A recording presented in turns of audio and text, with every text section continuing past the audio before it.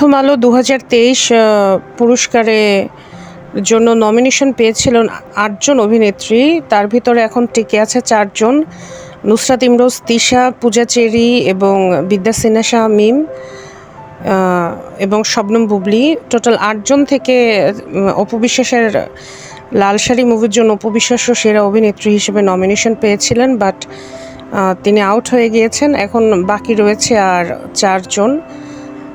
তো আপনি যদি শবনম বুবলীকে ভোট দিতে চান তাহলে এই লিঙ্কে ক্লিক করে আপনি ভোট দিতে পারেন।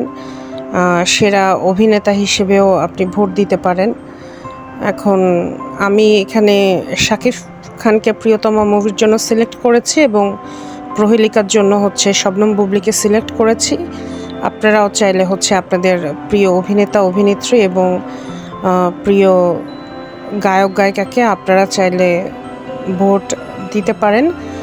আমি গায়িকা হিসেবে সেরা গায়িকা আমি অবন্তী সিথিকে সিলেক্ট করলাম এবং সেরা গায়ক হিসেবে আমি প্রহেলিকার মেঘের নৌকা হিসেবে ইমরান মাহমুদকে, আচ্ছা, ঈশ্বর গানের জন্য রিয়াদ আছে, তাহলে রিয়াদকে আমি সিলেক্ট করলাম। নবাগতা হিসেবে নিহাকে সিলেক্ট করলাম, এই আর কি। তো এরপর আপনি ভোট দেন অপশনে ক্লিক করলেই হয়ে যাবে।